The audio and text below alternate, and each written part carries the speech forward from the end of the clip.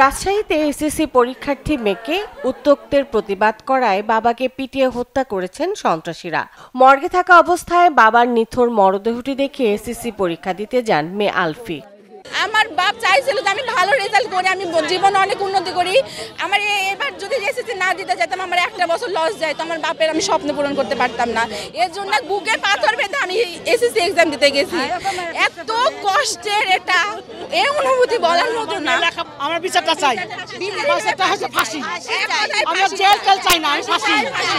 আমি ফাঁসি ছাড়া কিছু নাই। আমার স্বামী একদিন উপার্জন করার মানুষ, শেষ করে গেছে। আমি ছেলে পেলে আমি কি করবো তাই বলেন আপনি? আমার স্বামী এত ভালো মানুষ, পাড়াতে জিজ্ঞাসা করবেন, আমার স্বামী খুব ভালো মানুষ। হামলাকারীদের কঠোর বিচার চেয়ে বিকেলে মরদেহ নিয়ে মহাসড়কে বিক্ষোভ করেন নিহত আকরাম আলীর পরিবার ও এলাকাবাসী। নান্টুর গ্রুপের যে কজন ছিল সব ফাঁসি চাই, ওর বাপের মায়ের ওর গ্রুপের যেগুলা ছিল সবার ফাঁসি চাই।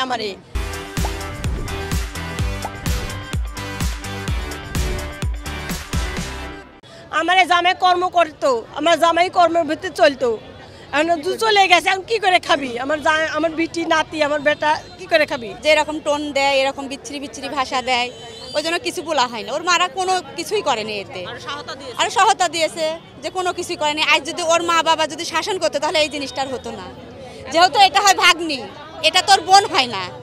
ভাগ্নিকে যে এরকম বিচ্ছিরি বিচ্ছিরি ভাষা দিয়ে টোন দিবে আমরা কখনো আশা করিনি। তার পরিবারকে উত্তপ্ত করেছিল এই নাট্য বাহিনী। তার প্রতিবাদ করতে গিয়ে ইনাদকে নির্মমভাবে শহীদ হয়েছেন। এটা কোন দেশ ভাই? এটা একজন বাবা কি তার পরিবারের জন্য রক্ষা করতে পারবে না? তার কি নিরাপত্তা দিতে পারবে না? তাহলে সে যদি তার পরিবারের জন্য প্রতিবাদ করতে যায়, একজন মানুষকে তার নির্মমভাবে হত্যা করবে? হত্যার সঙ্গে যারা জড়িত তাদের পরিপূর্ণ বিচার হোক এবং তাদের ফাঁসি হোক, এইটাই আমরা চাই। এ ঘটনায় 7 জনের নাম উল্লেখ করে একটি মামলা করা হয়েছে।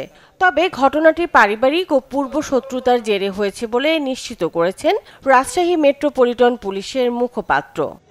এখন পর্যন্ত মামলা হয়েছে, তালাবাড়ি ঘটনাকে কেন্দ্র করে মার্ডার মামলা হয়েছে। তার যে মার্ডার হয়েছে তার ছেলে বাদী হয়ে মামলা করেছে।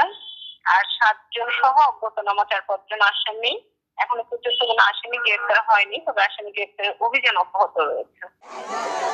নিহত আকরাম আলী পেশায় একজন বাস চালক এবং রাজশাহী জেলা মোটর শ্রমিক ইউনিয়নের সদস্য ছিলেন। Desk report, channel 24।